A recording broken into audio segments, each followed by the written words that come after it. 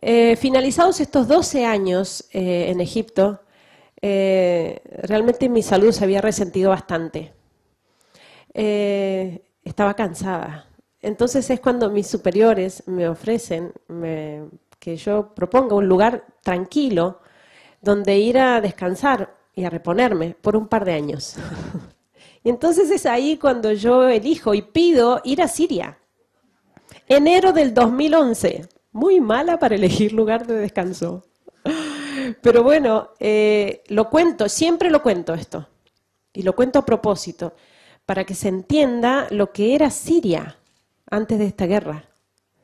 Como para elegirla como un lugar de descanso. En Siria se daba eso tan raro que yo no había visto en otros lugares de Medio Oriente, y era la buena convivencia entre cristianos y musulmanes.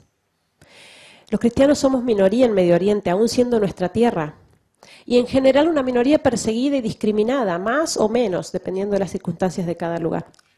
Pero en Siria se daba esto de que en un grupo de amigos 2 eran cristianos y 2 musulmanes. Rarísimo. Quizá favorecido por el gobierno laico de Bashar al-Assad. Bashar al-Assad sucede a su padre, Hafez al-Assad, y pertenecen a una dinastía, a una tribu en el Islam, que es una de las más moderadas entre las facciones del Islam, que se llaman los alawitas. Y por eso no impusieron la ley islámica como ley civil. Por eso gobierno laico y cierta libertad religiosa, ciertos derechos para las minorías, aun cuando vivimos bajo la dictadura. Esto daba, por lo tanto, mucha calma social. Además, esto se sumaba a la prosperidad, el bienestar económico de este país, ¿no? Fíjense la ubicación que tiene Siria en el Medio Oriente, ¿no? Ubicación privilegiada. Limitada por Turquía, Irak, Jordania, Israel, Líbano y el mar Mediterráneo, hasta que se construyó el canal de Suez. Era el paso único y obligado para el comercio entre lo que es África, de este lado de Europa y Asia. Un país muy rico en recursos naturales, mucho petróleo. Un país que no sufría de deuda externa, se autoabastecía, no sufría de desocupación ni de inseguridad. Es decir, una sociedad realmente muy calma. Una sociedad en la que uno no podía decir, esto no da para más, ¿no? Uno viviendo allí podría decir, bueno, no, esta gente no puede más, esto va a terminar en una revolución, va a terminar en una guerra civil, por la miseria, por el hambre, por la injusticia. No, era gente que realmente estaba muy bien. Y eso también explica que en realidad esta guerra, ¿no?, que nos ocupa en estos años en Siria, no fue una guerra comenzada en la calle propiamente, en medio del pueblo, sino una guerra programada afuera, sobre un escritorio, planeada con todos los detalles. Comienza la mal llamada primavera árabe, que no tiene nada de primaveral para los árabes. Se empiezan a dar los disturbios, ¿no?, en estos países, en Túnez, en Libia, en Egipto, se nos venía encima y no lo veíamos. En Siria la gente decía, aquí esto no puede ocurrir, imposible. Pero sin embargo comenzaron los disturbios al sur del país, en un pequeño pueblo que se llama Deraa, a ver si lo puedo señalar ahí está, Deraa, aquí, Deraa. Fue el primer lugar donde se provocaron estos disturbios, ¿no? Cuando comienzan estas manifestaciones, la prensa internacional, los medios, lo presentan como que finalmente el pueblo sirio también adhiere a la primavera árabe y sale pacíficamente a las calles para pedir democracia. Pero en realidad las noticias que nos llegaban, ¿no?, de nuestros vecinos, ¿no?, de estos pueblos, no concordaban con lo que veíamos por televisión. La gente decía en estos pueblos que habían ingresado grupos armados de fuera de Siria. Hablan otros dialectos, decían. Allá cada país tiene su dialecto. No son sirios, están provocando disturbios en el pueblo. Ya han descuartizado varios cristianos. Cristianos descuartizados en bolsas de basura, en el contenedor con un cartel, no tocar, es cristiano. Esas eran las manifestaciones pacíficas según la prensa. Cuando esto comienza a suceder y a multiplicarse en el país, y muy rápidamente con estos grupos armados que entran de fuera, la gente sale a la calle ahí sí sale a la calle. En Damasco, en la capital, ahí la ven, Damasco, y en Alepo, la segunda ciudad del país, que es donde nosotros tenemos la misión. La gente salió a la calle, miles de personas, con pancartas, con carteles, banderas, para apoyar a su presidente, para expresar y manifestar su opinión respecto al gobierno que tienen. Y no porque Bashar al-Assad sea, no sé, la mejor forma de gobierno o un santo varón, probablemente no lo sea. Lo que pasa es que ellos preferían seguir como estaban a caer en manos del fundamentalismo islámico, porque el resultado de esta guerra no iba a ser la democracia. Ellos ya lo veían. Esas mismas imágenes que nosotros veíamos, la escena que veíamos por la ventana pasar por el obispado donde estamos, veíamos pasar esta gente por la ventana cantando, esas mismas imágenes eran tomadas por cadenas internacionales muy importantes de información y comentadas de esta manera. Continúan las manifestaciones pacíficas del pueblo sirio que sale a la calle para pedirle a su presidente que se vaya. Era ridículo. Claro, ¿quién entiende árabe para saber que estaban apoyando en realidad a su presidente? Y por eso uno de los grandes dolores de este pueblo es esta gran mentira que se montó alrededor de esta historia, ¿no? Es el abandono de Occidente. El Papa lo llama el silencio cómplice de Occidente. Las veces que intentaron manifestarse y expresar realmente su opinión, su voz fue totalmente tergiversada. Y fíjense que todo esto que se armó en torno a esta guerra, ¿no? Obviamente es una operación muy grande que requiere, por así decir, la opinión, el apoyo de la opinión pública, la aprobación de la opinión pública. Es decir, que Occidente apruebe, ¿no?, que estos rebeldes, ¿no?, moderados, ¿no?, se levanten contra el dictador. Pero fíjense que es un error de Occidente, que nosotros cometemos como occidentales, de juzgar a los árabes con nuestros criterios occidentales. Y entonces vivimos nuestras democracias y pretendemos imponerlas a los demás, exportar nuestras democracias a estos pueblos, cuando en realidad ellos llevan decenas de años viviendo de esta manera, han vivido bien y se los aseguro, en Alepo, el nivel de vida que había, la gente no era que estaba envidiando las democracias o pseudodemocracias occidentales, para nada. Es más, los cristianos, aun siendo minoría, tenían cierta libertad religiosa, incluso para manifestarse, incluso para influir en el gobierno, para tener puestos en el gobierno, que como ellos dicen, quienes están refugiados ahora en Europa me lo han dicho, me he encontrado con personas sirias que me lo han dicho, libertades que aquí en Europa, en plena democracia, los cristianos no tienen. Entonces eso también como uno tiene que discernir al escuchar las noticias y no ser tan simplistas, ¿no? Como que la democracia viene del cielo y la dictadura del infierno y no hay matices. Esta gente tiene otra mentalidad, otra cultura, han vivido siempre así y les ha funcionado. ¿Qué derecho tenemos a atropellar su soberanía? Cuando estas manifestaciones se fueron multiplicando en el país, aún con la resistencia y la fuerte represión del Ejército Nacional, siguieron avanzando hacia el norte, hacia Alepo. Porque Alepo, aun cuando es la segunda ciudad del país, es prácticamente la más importante, ahí es el corazón financiero del país.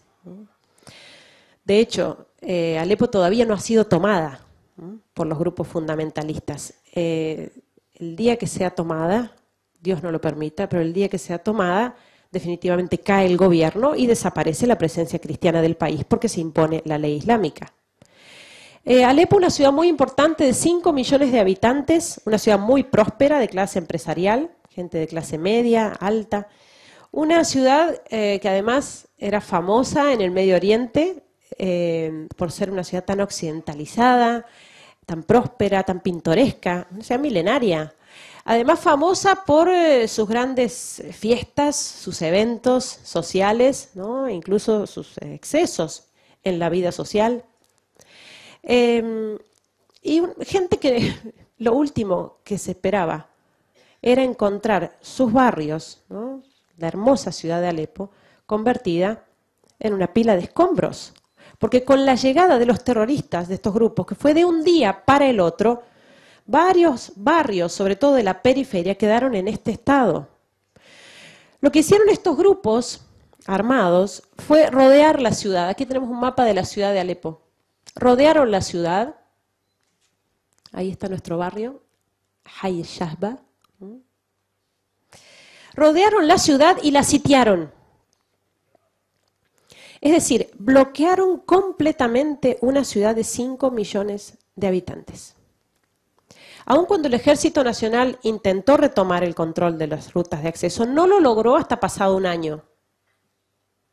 De manera que, con rutas cerradas, bloqueo absoluto, nadie entraba y nadie salía de la ciudad, y nada entraba y nada salía.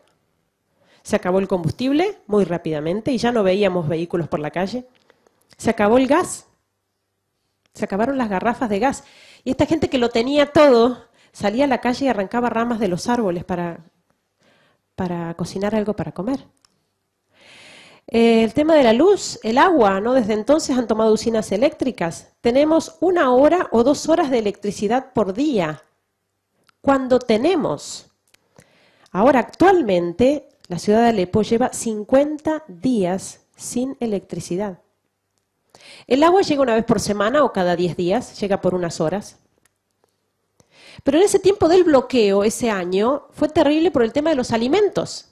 Imagínense, uno no lo piensa mucho, ¿no?, viviendo en una ciudad grande, pero todo lo que es alimentos perecederos, fruta, verdura, carne, todo eso entra del campo. Se acabó rápidamente. Y estuvimos sobreviviendo como pudimos. 5 millones de personas. Arroz, fideos y enlatados. La gente decía, nos están dejando morir de hambre y de sed, mientras el mundo no lo sabe. Porque Alepo nunca fue noticia en ese año y medio. Y estamos en la era de las comunicaciones, ¿eh? Todo se sabe. WhatsApp acá y llega a la China en 2 segundos. ¿Cómo se hace? ¿Cómo se hace para mantener en secreto a todo el resto del mundo de que una ciudad como Alepo, de 5 millones de habitantes, está bloqueada sin insumos durante más de un año? No son cosas casuales, son cosas que se planean. El asedio y el sitio a la ciudad de Alepo, que provocó toda esta carestía, se sumaba al ataque permanente, porque imaginemos que en la periferia, que es donde se dan todos estos enfrentamientos entre los rebeldes, serían los grupos fundamentalistas, y el ejército, se da en la periferia, pero es terrorismo, es guerra sucia. No es la guerra, al menos como yo me la imaginaba, ¿no?, a campo abierto, un ejército, el otro luchando entre sí, y en el pueblo, en las ciudades, la gente escribiendo cartitas para los soldados, rezando por sus soldados. No, no, no, esto es guerra en plena ciudad. Disparan permanentemente contra los civiles. Azotan y castigan a la ciudad de Alepo desde entonces. No hay un barrio de la ciudad de Alepo que esté libre de esto, que sea seguro, que uno diga, no, aquí no van a disparar, no van a atacar, es imposible que ataquen aquí. Hay un hospital, hay un colegio, hay niños. No, también atacan hospitales. Por supuesto, el primer blanco son los barrios cristianos de la ciudad de Alepo y las iglesias. Pero en general toda la ciudad está siendo golpeada por los terroristas. Siria tiene unos 21 millones de habitantes, ¿no?, más o menos. Y se calculan unos 12 millones de refugiados. Es decir, 12 millones de personas, más de la mitad de la población del país, que tiene su casa en este estado. ¿Cómo se soluciona esto? Abrimos fronteras y recibimos a todos. Tenemos que saber que los refugiados necesitan ayuda, y está muy bien ayudarlos, pero que cuando estamos ayudando a los refugiados no estamos solucionando este problema, estamos solo poniendo parches y tapando agujeros. Porque hasta que no se cierre el grifo, hasta que no se cierre la fábrica de refugiados, que es la guerra y la persecución, vamos a seguir teniendo refugiados. Entonces también este tema está siendo manipulado y usado. Desde que salió la foto de este niño muerto en las costas griegas, no se hablaba de otra cosa en ese tiempo, ¿no? De los refugiados, y allí van, y aquí vienen, y cuántos son, y que esto y que aquello. Nos están entreteniendo de nuevo con otra cosa que no es lo más importante de esta guerra. Los refugiados son una de las consecuencias de esta guerra.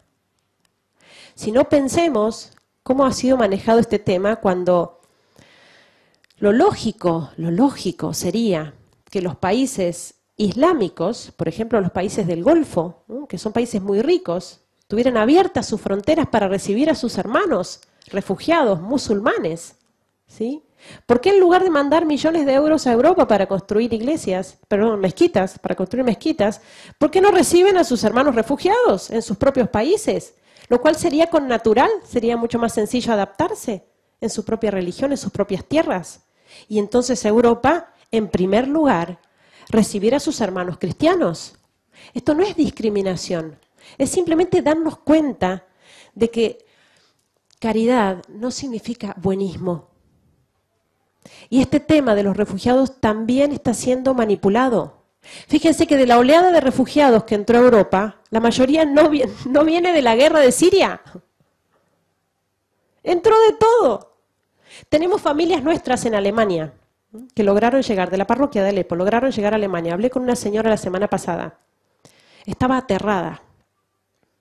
Después de lo que le costó llegar, porque tomó el bote con su familia, fue una cosa espantosa, 15 días de viaje, caminando mucho tiempo, fue terrible, para llegar a Alemania. Y dice, estamos sufriendo horrorosamente el maltrato de nuestros vecinos refugiados musulmanes. Los maltratan, los obligan a rezar 5 veces al día con ellos, a las mujeres a cubrirse. O sea, están huyendo de la persecución religiosa en Siria, llegan a Europa.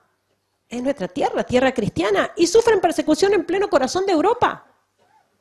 Y esta mujer me decía, ni siquiera es que estos musulmanes, vecinos nuestros, son sirios. Porque si fueran sirios, todavía, ¿no? Nos hemos llevado muy bien siempre con los musulmanes en Siria. No, hay de todo menos de Siria. Afganos, pakistaníes, marroquíes, hay de todo. Entonces fíjense cómo en eso también tenemos que tener discernimiento, ¿no? Y el tema de los refugiados es preocupante, pero lo más preocupante de esto es la misma guerra y persecución.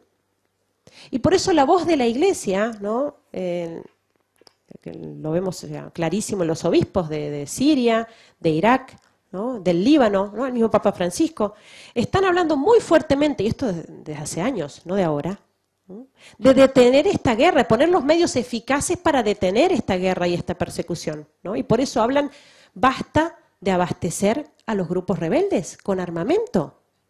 Porque en definitiva esto es un gran negocio, ¿no? El negocio de las armas, que es un negocio que da mucho más incluso que el narcotráfico. Entonces por eso los obispos, ¿no? Últimamente uno de los obispos de Siria que dijo basta de vender armas a la oposición moderada, porque la oposición moderada no existe en Siria. Había grupos opositores al régimen, minoritarios, que quedaron diluidos entre estos grupos fundamentalistas. No hay oposición moderada, a no ser que se quiera llamar moderado descuartizar a un cristiano. Si eso es moderado, sí, hay oposición moderada. Y por eso el llamamiento del Papa, cuando él dice, estas guerras, ¿son guerras por reales problemas o son una excusa para la venta ilegal de armas? Qué fácil sería acabar con esto si se cortara el financiamiento, si se dejara de comprarles el petróleo, por ejemplo. Sería una forma realmente pacífica de acabar. Se acaban las balas, se acaba la guerra, pero no quieren hacerlo. Y por eso la Iglesia en última instancia no descarta la intervención militar para detener a estos grupos, porque obviamente la caridad no se opone a la legítima defensa. Que yo perdone no significa que no tenga que defenderme. Pero en ese sentido, la posición de la Santa Sede es muy clara cuando habla de que la única manera de terminar con esto es armar una coalición en el seno de la ONU, masiva, pero en acuerdo con los gobiernos de turno. Una coalición con los gobiernos tanto de Siria como de Irak. Es totalmente insensato armar coaliciones que dejan al margen a Irak, a Siria, a Irán incluso. Estas intervenciones unilaterales no solamente son ineficaces, sino que pueden aumentar la confusión y el desastre en esos lugares. Y por eso es lamentable, pero solo la voz de la Iglesia, en este sentido, es clara y contundente. Y por eso ustedes cuando quieran informarse, infórmense por los medios católicos y las agencias informativas católicas para saber lo que realmente está pasando. Bueno, esto es el centro de la ciudad, que era muy pintoresco. Miren los niños andando, ¿no?, arriba de los escombros. Casi se nos hizo una cosa normal. Yo recuerdo que cuando empezó esto, que fue de un día para el otro, ¿no?, de tener los tanques en la calle, cañonazos, tiros, ¿no?, temblaba el edificio, entraba alguna bala por la ventana.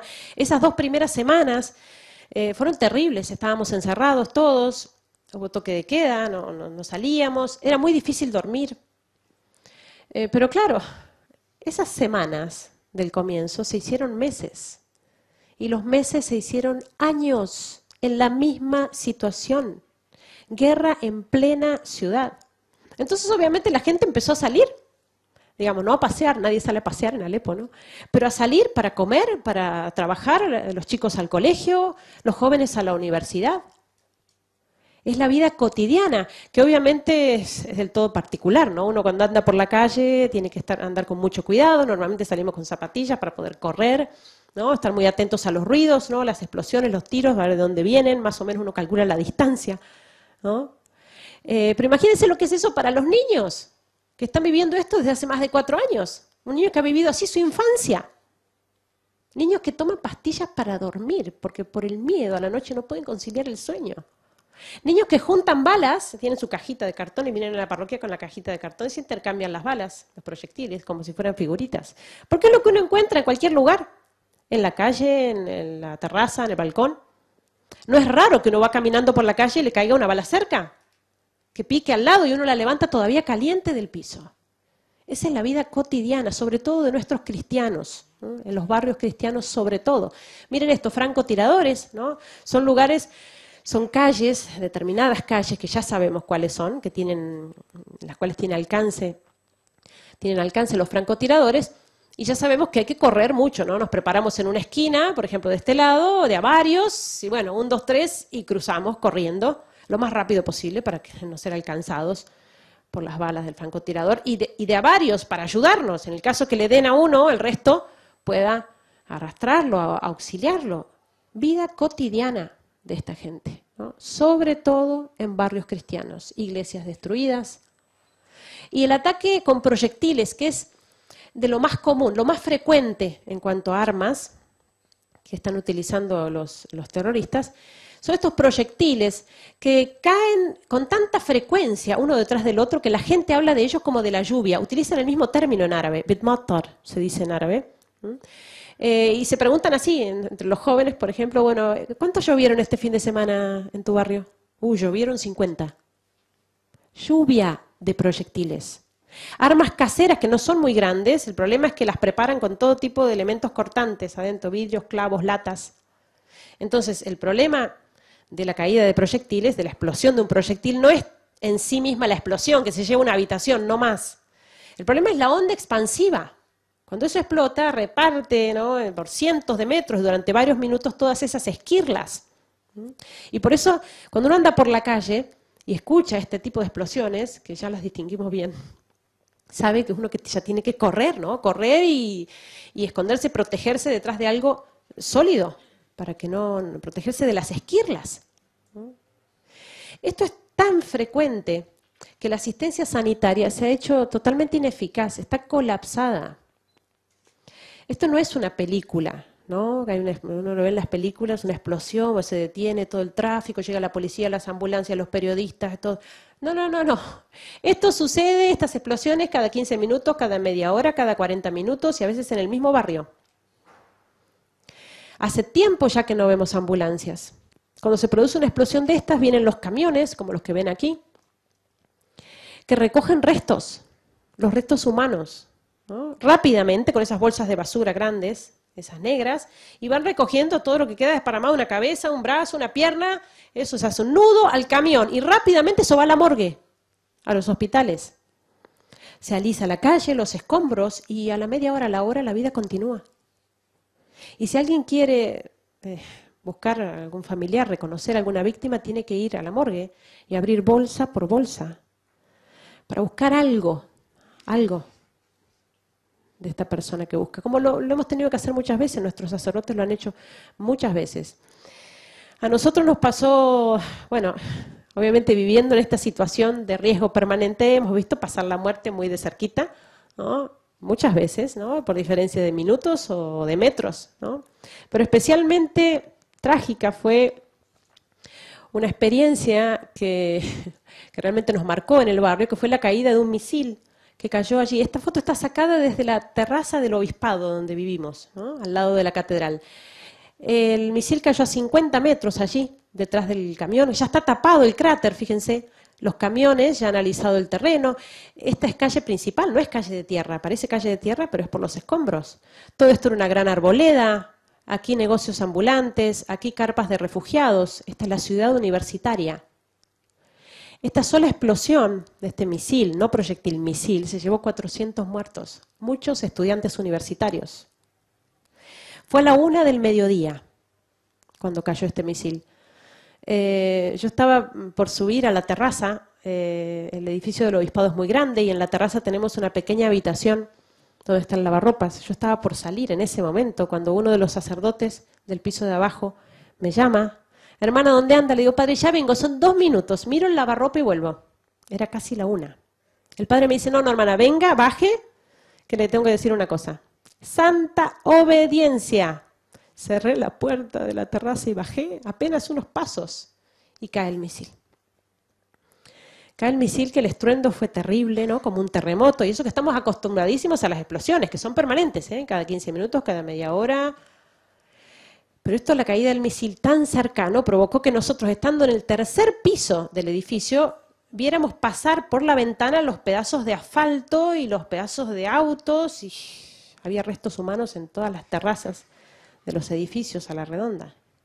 Los sacerdotes salieron inmediatamente a la calle para asistir a los heridos, nosotros recibiendo a las personas que entraban, que ingresaban a la catedral, que se dañó muchísimo la catedral y el obispado, entraban con heridos, era todo un caos, una confusión.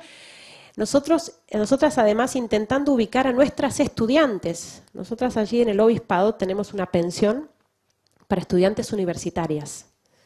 Era la 1 del mediodía, la hora de salida de la universidad, y nos faltaba una de las estudiantes. Bueno, en medio del caos y de la confusión, ahí mismo en la catedral, entre los escombros, todo, la veo a ella sentadita, esta chica que buscaba, la veo sentadita en un banco, toda despeinada, blanca. Digo, bueno, viene de afuera, viene de la explosión. Cuando me acerco, ella gritaba que le dolía el brazo. Y digo, bueno, te habrás quebrado, no es nada, ya vas a estar bien, vení que te ayudo. Bueno, la fui a cargar, para aliviarla le saco el abrigo, y cuando le saco el abrigo me llama la atención que lo tenía abierto de punta a punta atrás. Y cuando se lo saco, ahí le veo que de la espalda le salía un hierro. Tenía un hierro clavado en la espalda. Salimos con ella, pobrecita, ella no se alcanzaba a ver lo que tenía, ¿no? Logramos conseguir un vehículo con mucha dificultad, llevarla al hospital, el sacerdote la pudo confesar, entró al quirófano y la salvaron, le sacaron el hierro que le había atravesado el omóplato y le había perforado el pulmón, se estaba asfixiando. Milagrosamente salvada realmente. Y les estoy contando un caso, un herido, y de una sola explosión, una sola. Ese mismo día, a la tarde, unas pocas horas después, quizás cuando está sacada esta foto, más o menos en ese momento, ya estaba toda la gente de la catedral, los jóvenes, juntando, barriendo escombros y vidrios y preparando un salón en el obispado para celebrar la misa, porque por varios meses no pudimos usar la catedral, que se dañó mucho. Desde ese día prácticamente se duplicó el número de gente en misa. Misa diaria, no estoy hablando de domingo, misa diaria. Cuando sucedió lo de París, el atentado de París, fue espantoso. A mí me dolía en el alma escuchar que en los noticieros se decía, la gente ahora en Europa tiene miedo de ir a las iglesias. Probablemente las iglesias sean menos visitadas. Yo pensaba, qué distinto es allá. Ellos sufren muchísimo y rezan muchísimo. Sufren todavía más y bueno, rezan todavía más. Cuando la prueba es más grande, hace falta una gracia más grande, hay que pedirla. Los persiguen y son todavía más fuertes. Miren esta chica, Sima, estudiante universitaria y scout. 20 años de edad, fallecida en una de estas explosiones de proyectiles. Nur, entrenadora de básquet, apasionada por el deporte. También fallecida en barrio cristiano por la caída de un proyectil. Miren esta mujer, no es de Alepo, es de un pueblo, de una ciudad que se llama Raqqa, que a lo mejor la han escuchado nombrar, es prácticamente la capital del califato que pretenden instaurar los del Estado Islámico, y allí los cristianos fueron asesinados cruelmente. Pongo esta foto por poner de lo más suave, esta mujer cristiana atada a la columna para que todo el que pase la golpee hasta que ella pida convertirse al Islam y reniegue de Jesucristo y de su fe. Y no lo pide. Y como digo, es de lo más suave que uno puede mostrar, porque, bueno, lo sabrán por los videos que ellos mismos están difundiendo. Las decapitaciones, que no es que cuando hay video hay decapitaciones todos los días, con video o sin video. Niños enterrados vivos, a la vista de sus madres, sepultados vivos por ser cristianos, o crucificados. O sea, para darnos una idea, para intentar concientizarnos de lo que está pasando allá, quiero que se imaginen, que supongamos que lo que sucedió en París, ese atentado tan horrible que sucedió en París, que fue un viernes, no sé si recuerdan, fue un viernes. Tratemos de imaginar lo que hubiera sido, si esto sucedía también el sábado. Imagínense, si el viernes la reacción en los medios fue, no se hablaba de otra cosa. No se hablaba de otra cosa, en todas partes. Imagínense si hubiera sucedido de nuevo el sábado en la misma ciudad de París. Otro atentado de esas dimensiones. Y el domingo de nuevo, en París. Y el lunes, y el martes, y el miércoles. Multipliquen por 4 años. Yo estaba en Argentina cuando veía la reacción del mundo, incluso la reacción del mundo cristiano, viendo cómo en nuestras parroquias se rezaba por los familiares de las víctimas, y el minuto de silencio aquí y el minuto de silencio allá, y la banderita de Francia en todos los perfiles, y yo pensaba, ¿por qué? ¿Por qué no la misma reacción por nuestros hermanos, nuestros cristianos perseguidos, mártires, en Siria y en Irak desde hace 4 años? No estoy minimizando lo de París, por favor, ¿no?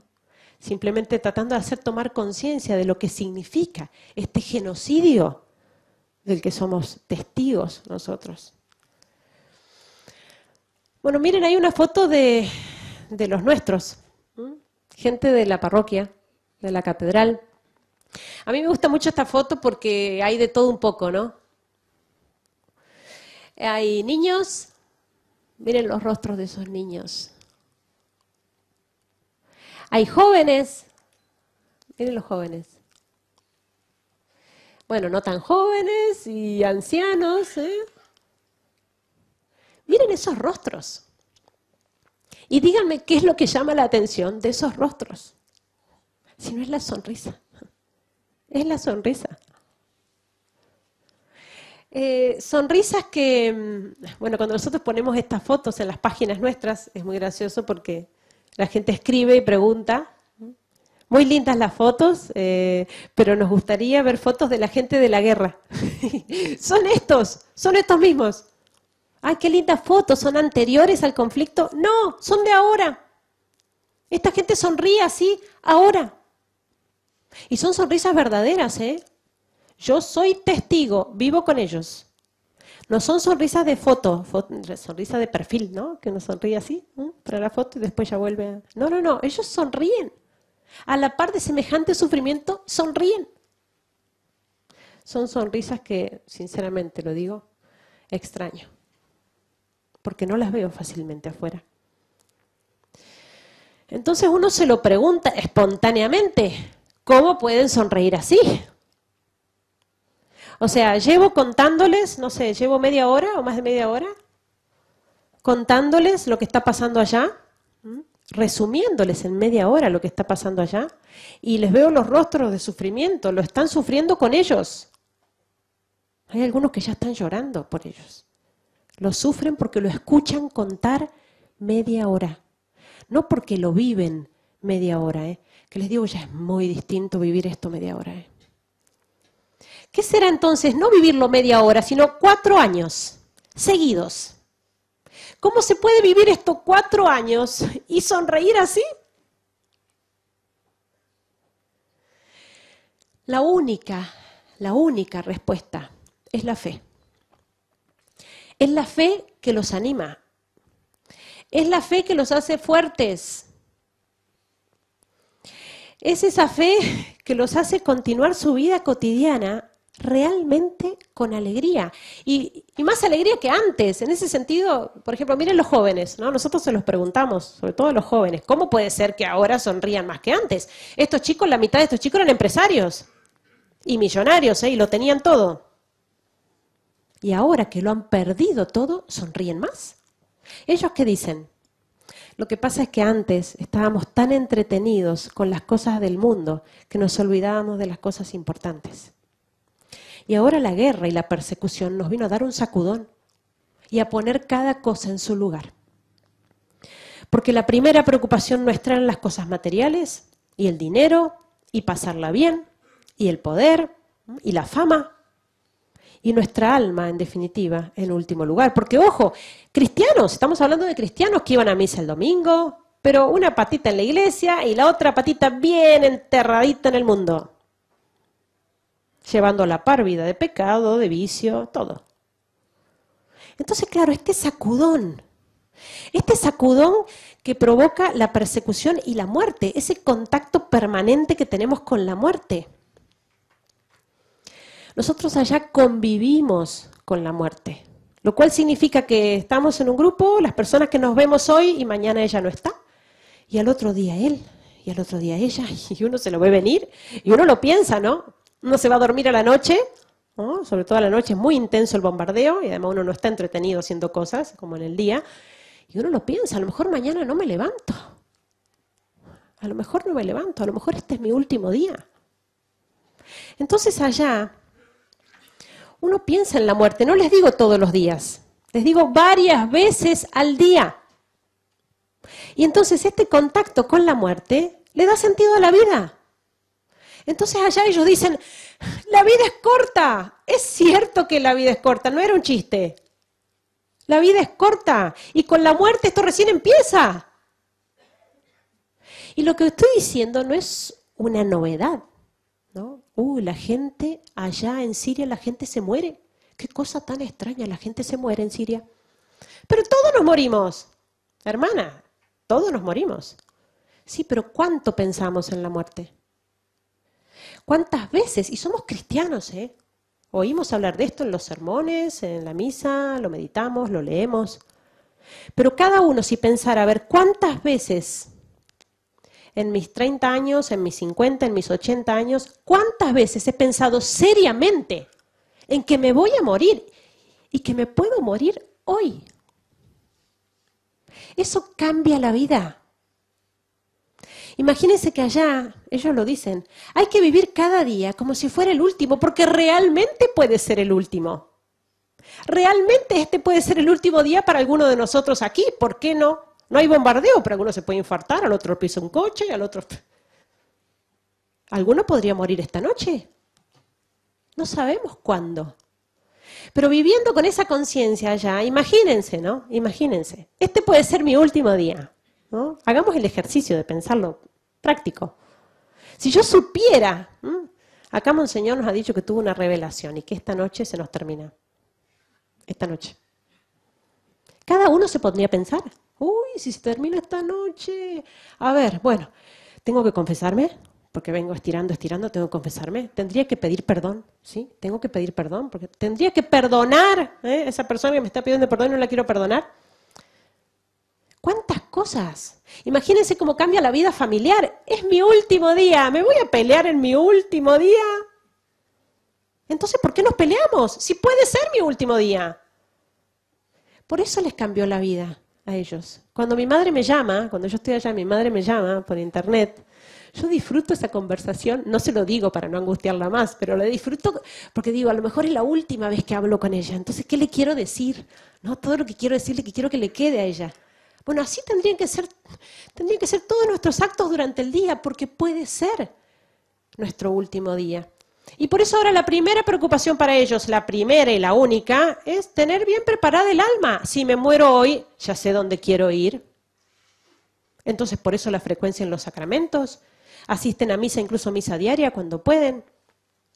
Ejercicios espirituales, las tandas que tenemos de ejercicios espirituales ignacianos, bajo pleno bombardeo, preparándose para una buena muerte. Miren ahí algunas de las universitarias, miren esos rostros. Miren esta mujer, Amal se llama.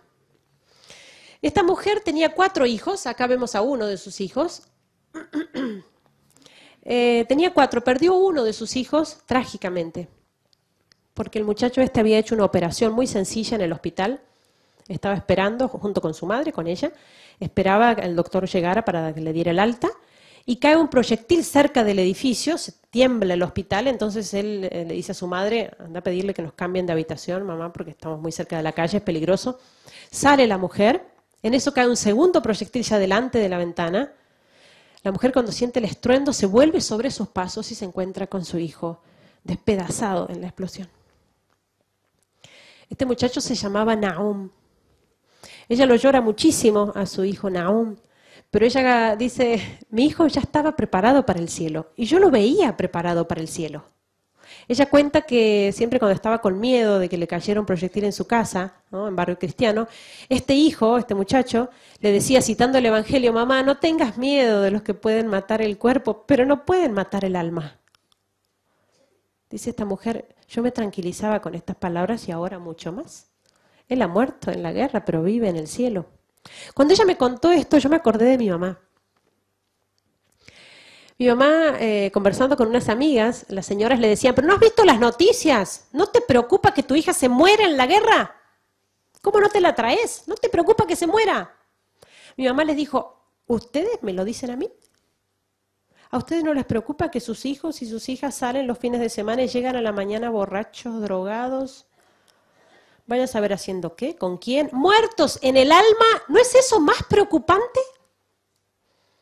Y es que ese es el punto. ¿Y cuántas veces uno ve a las madres preocupadísimas, con unos desvelos de días que no puedo dormir porque no puedo, mi hijo, tiene una gripe, se ha agarrado un resfriado y está con fiebre, no lo puedo ver sufrir así, ya son días que está con esta gripe. Pero hay que enseñarle a sufrir y ofrecerle enfermedad. ¿No vemos los mismos desvelos, la misma angustia, la misma preocupación en esas madres cuando tienen un hijo viviendo en el pecado? Eso no tiene vuelta. Con la muerte no tiene vuelta atrás. Esa tiene que ser nuestra preocupación. Cuando pensamos en nuestros hijos y queremos darles lo mejor que podemos darles es el cielo. Tenemos que garantizarles el cielo a nuestros hijos. La vida eterna, que es más que la salud física que uno tanto cuida. Entonces, ¿cuánto nos enseñan realmente ellos? Porque yo les digo una cosa, ¿no? Ni siquiera es que le tienen miedo ya a los terroristas, ¿eh? No les tienen miedo. Ellos dicen que me maten, los jóvenes de la parroquia decían la otra vez, que entren, que tomen la ciudad y que me corten la cabeza, ¿eh? Yo soy cristiano, no voy a dejar de serlo. Además me hacen un favor, me mandan al cielo. Es la única preocupación, la muerte del alma. Y esta gente que obviamente vive de la fe, no hay que entender que viven, ¿no?, de una manera así medio rara, ¿no?, extravagante, entonces como viven esta situación de martirio, están encerrados en las iglesias rezando y esperando que los maten. No. Esta gente sigue adelante con su vida cotidiana, porque vive de la fe. Y la fe nos inunda la vida, nos cambia la vida completa, de arriba a abajo. No es que porque tengo fe, entonces rezo bien, rezo mucho, rezo bien. No, si tengo fe realmente, y si me anima la fe, estudio bien, trabajo bien, soy un buen hijo, soy un buen padre, soy un buen ciudadano, porque tengo fe. La fe le da sentido a todo lo que hago en mi día de cada día, ¿no?, en mi vida cotidiana. Y por eso esta gente sigue adelante con una fortaleza que es admirable y que, ojo, no tenían antes. Los chicos yendo al colegio. Es impresionante. El primer año de guerra se suspendieron las universidades y los colegios. Todo se cerró, ¿no? Por la situación. Segundo año de guerra, todo seguía igual. Los jóvenes pidieron, queremos volver a la escuela, a los colegios. ¿Qué vamos a estar esperando de brazos cruzados a que termine la guerra? Y se reabrieron los colegios. Y ellos contaban las anécdotas felices de que habían empezado las clases, chicos de secundaria. Empezamos las clases. Está difícil escuchar a la profesora. De rato no la escuchamos por el ruido del bombardeo, pero empezamos las clases. Parece un chiste. O sea, los chicos literalmente esquivan balas para llegar hasta el colegio. Los jóvenes, yendo a la universidad, estos son chicos de nuestra parroquia. Feraz, Karim, Nadine. Estos son estudiantes de cuarto año de medicina. Cuarto año de medicina en Alepo, bajo bombardeo. Miren esta chica, Humida. Recibida en biotecnología, hace poquito tiempo, un par de meses atrás. Recibida en biotecnología, estudió 5 años, ¿no? Miren la felicidad de esta chica. Y no es de Alepo, es de un pueblo lejos de Alepo que está más tranquilo, por así decirlo. Tampoco está todo bien en Siria, pero hay pueblos que son menos castigados. Y ella viene de uno de estos pueblos, podría haberse quedado allí con su familia, y sin embargo se fue a Alepo. Cuando comenzó la guerra decidió seguir allí para estudiar y se recibió. Yo tengo 42 años y en Argentina todavía tengo amigos de mi edad o por ahí, 40, que siguen en la universidad. Siguen 10, 15 años estudiando en la universidad, les encanta, vitalicios, y no se reciben nunca. No se reciben. Ya gordos, barbudos, ya. Y no se reciben. No, bueno, porque es complicado, es difícil. Estos chicos, en situación extrema, se reciben, estudian y se reciben. Los vemos nosotros estudiar. Ir a la universidad todos los días, realmente arriesgando su vida. Estudiar con una linternita porque no tenemos electricidad y recibirse. Las hermanas me contaban, hace pocas semanas atrás, que habían dado alerta en el barrio. Fue falsa alarma finalmente, pero habían dado alerta de que habían tomado el barrio nuestro, los terroristas, ¿no? Nosotros siempre tenemos preparado una mochilita con los documentos y las cosas esenciales, cosa que si entran, ¿no?, y toman el barrio hay que salir corriendo, uno no va a estar preparando cosas, tiene que salir y correr inmediatamente. Avisaron, ¿no?, empezó a salir a huir toda la gente de sus casas, ¿no?, por las calles, corrían, y las hermanas avisaron a nuestras estudiantes, vamos a correr, cada una su mochila y a correr. Y una de ellas agarra su mochila y agarra los apuntes de estudio y se los lleva. Y la hermana le dice, ahora te llevas los apuntes. Ella dice, lo que pasa, hermana, que si pasamos esta, yo el lunes tengo examen. No se puede creer. No se puede creer la fuerza de esta gente. La fuerza que les da la fe. Fíjense cómo el sacrificio y el sufrimiento ha fortalecido su voluntad y los ha hecho personas libres, porque créanme que son personas libres, más libres que nosotros. Guerra, persecución, pero son libres.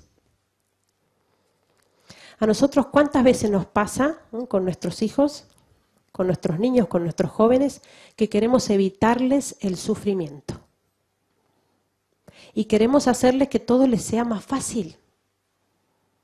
Uno escucha tanto esta frase, ¿no?, de las mamás, tantas veces, que cuánto he sufrido yo de niña, ay, la pobreza, 10 hermanos éramos, 12, uy, cómo hemos sufrido, no, yo a mi hijo le doy todo, que no le falta, 2 tengo, 2, para que lo tengan todo, que estén bien cómodos, que no sufran, suficiente lo que sufrí yo.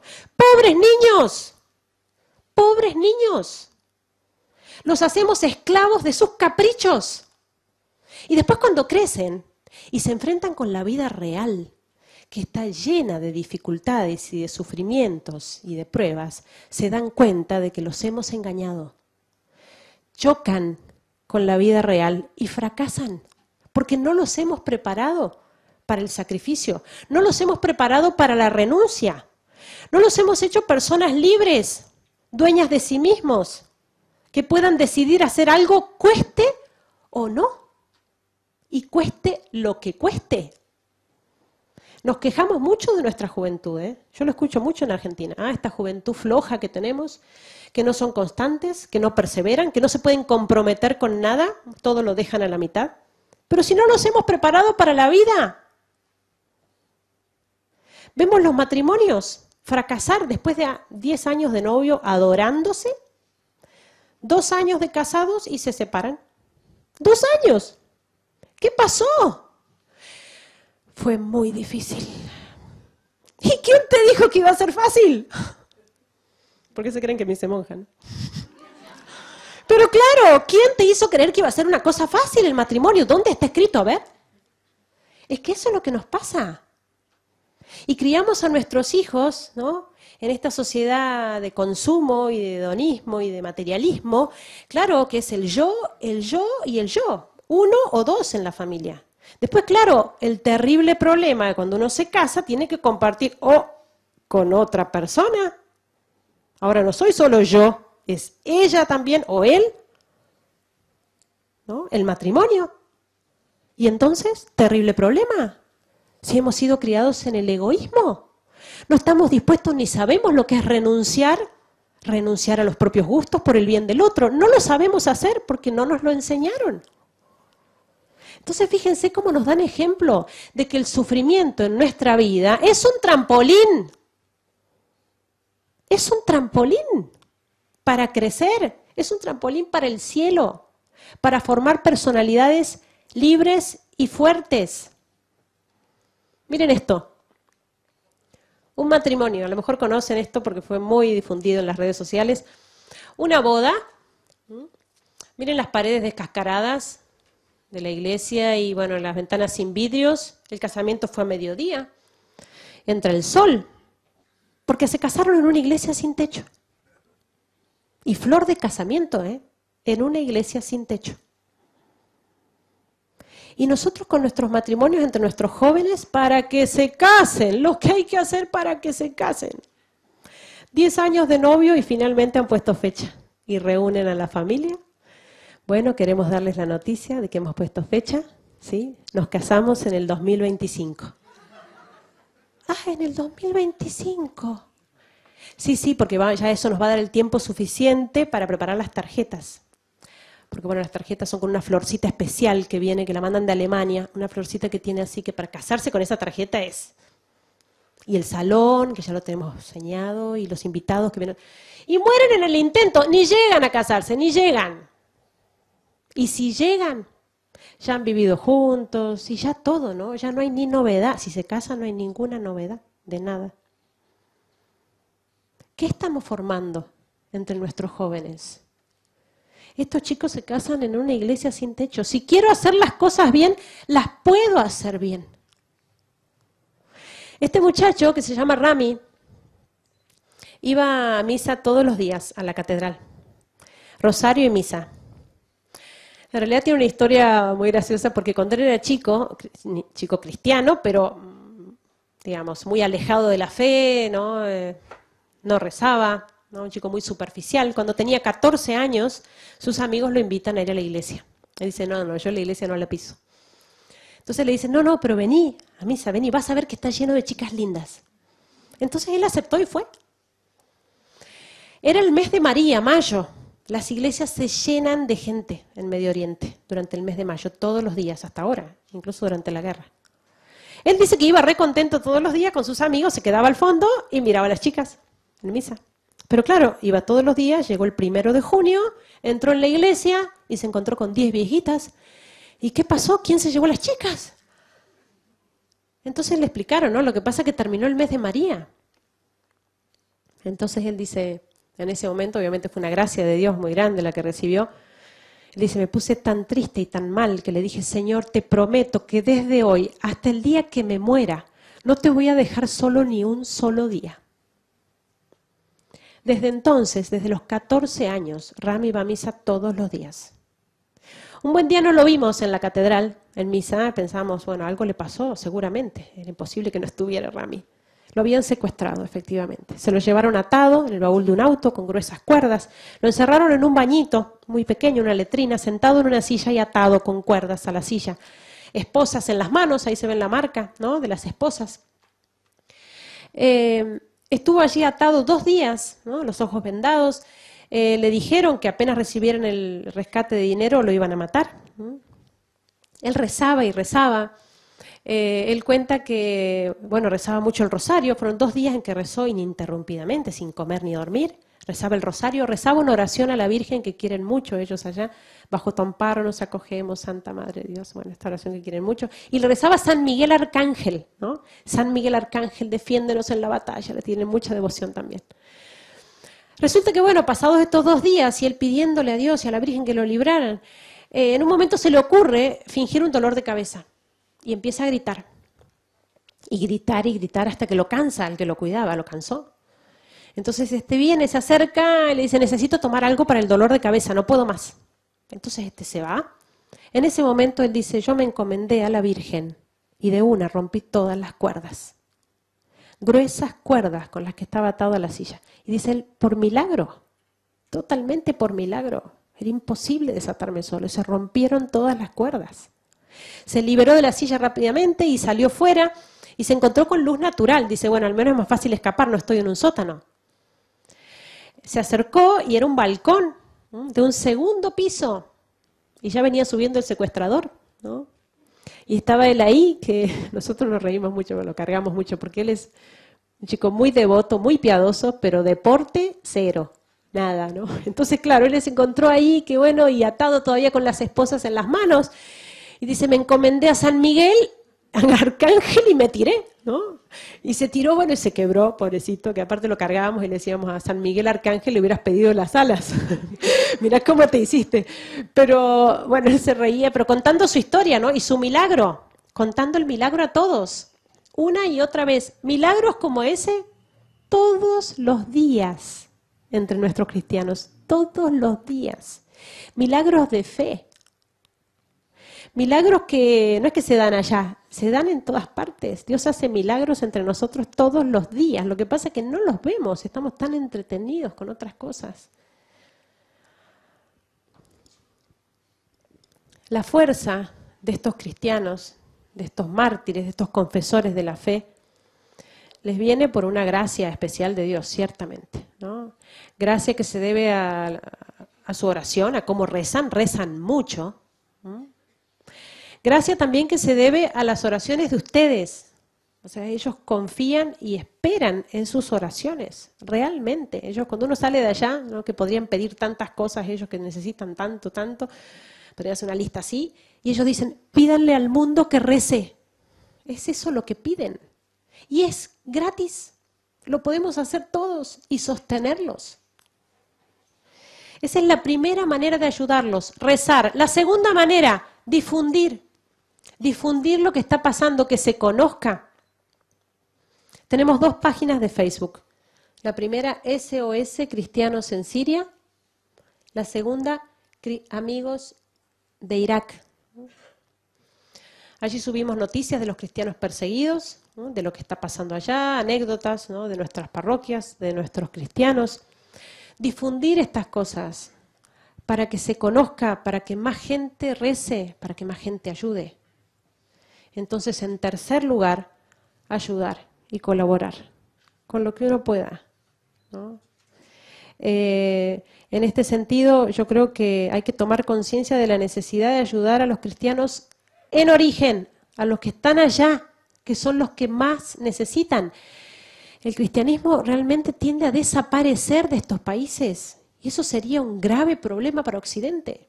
Es nuestra responsabilidad que el cristianismo no desaparezca. Tenemos que ayudarlos para que puedan seguir resistiendo allí donde están. Miren este signo. Es la letra Nun. Es una letra árabe, la letra Nun. Es una letra árabe que es la primera letra de la palabra Nasrani, que en árabe significa nazareno. Es así como somos llamados los cristianos, en boca de los musulmanes, sobre todo porque así está escrito en el Corán, ¿no? Los nazarenos, así nos llaman.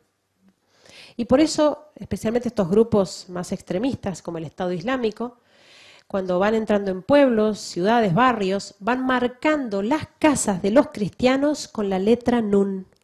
Marcan las casas. para identificar las casas de los cristianos donde hay que entrar matando. Por eso se ha hecho un poco el símbolo de los cristianos perseguidos, la letra Nun. Y quiero pasarles ahora un video, una canción que escribió y compuso un cantante argentino que se llama Maxi Largui. La canción se llama justamente Soy Nazareno y yo creo que expresa muy bien, de manera inspirada, lo que viven estos cristianos allá. Les pido que presten especial atención a la letra. El video lo están preparando todavía, ellos lo han hecho con fotos de los nazarenos verdaderos, dicen, o sea, de los cristianos perseguidos de Siria y de Irak.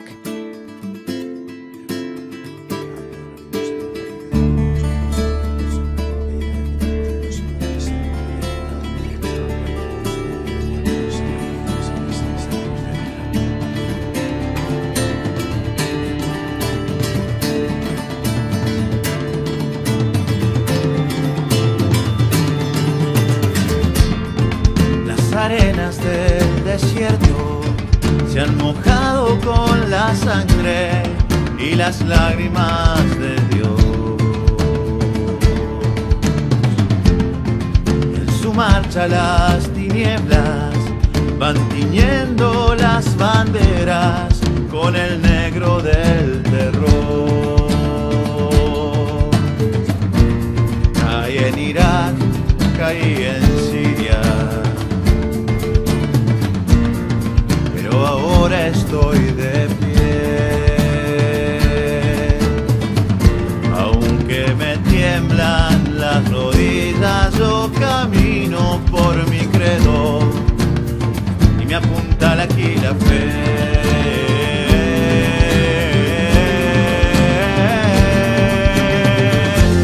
Soy nazareno, nazareno, llevo un anuncio en mi voz que habla de resurrección, y cuando muero, no muero porque fui marcado con la letra Nun en mi alma por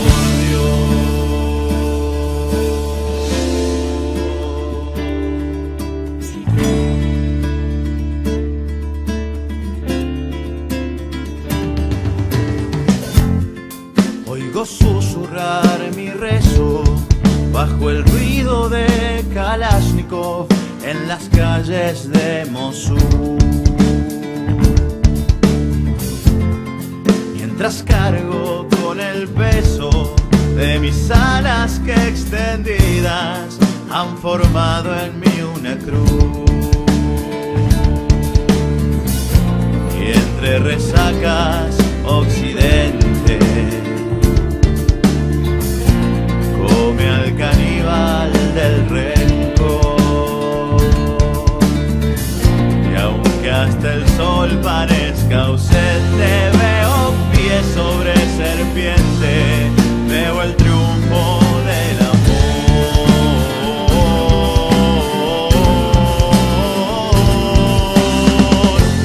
Soy nazareno, nazareno, llevo un anuncio en mi voz que habla de resurrección, y cuando muero, no muero porque fui marcado con la letra Nun en mi alma. Podrás llevarte mi cabeza, podrás quemarme las iglesias, podrás echarme de la tierra que me vio nacer, pero mi alma es de Dios. Podrán tus armas convencerte de que has logrado someterme, pero el espíritu me sopla hacia la libertad. No hay cadenas para la verdad. Entre los clavos de tu ira quiero ofrecerme otra mejilla, amar la mano que martilla y con mi cuello acariciar el filo de tu daga.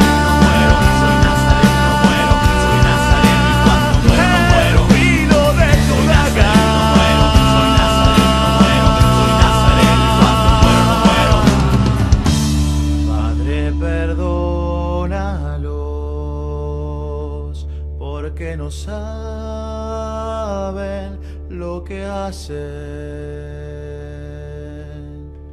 Hijo, perdónanos, porque no hacemos lo que hiciste.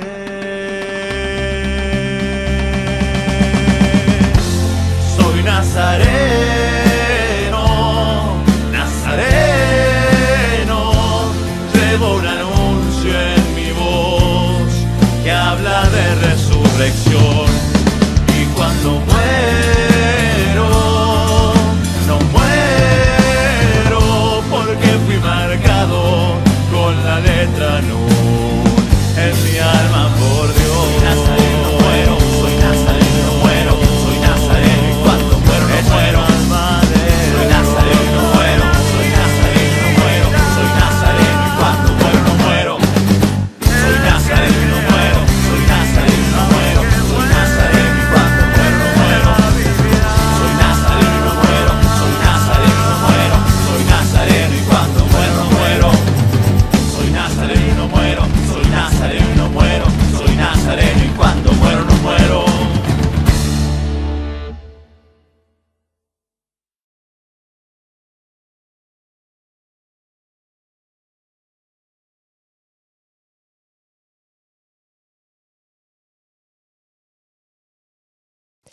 La canción dice: ¿podrás llevarte mi cabeza?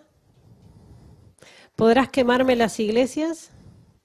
Podrás echarme de la tierra que me vio nacer, pero mi alma es de Dios. Y cuando muero, no muero. Expresa perfectamente lo que están viviendo nuestros cristianos perseguidos allá. Termino con una oración, un canto a la Virgen. Y después le paso a Monseñor si quiere. Es un canto en árabe, es la oración esta que les dije: bajo tu amparo nos acogemos, Santa Madre de Dios. No desoigas las súplicas que te dirigimos en nuestras necesidades, antes bien líbranos de todo peligro, oh Virgen gloriosa y bendita. Es uno de los cantos preferidos por ellos, que cantan con mucha devoción, con lágrimas. Les pido que se imaginen que los están escuchando a ellos.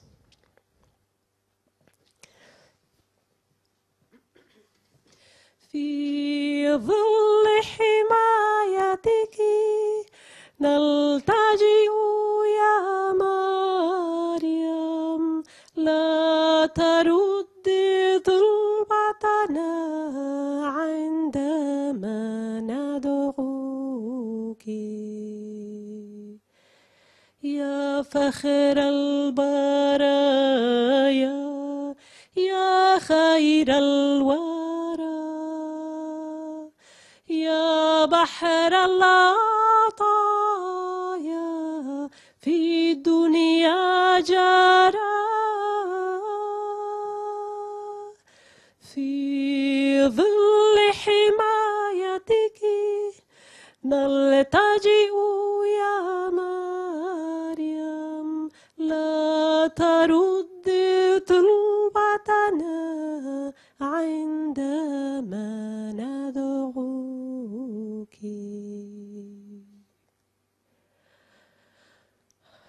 Muchas gracias.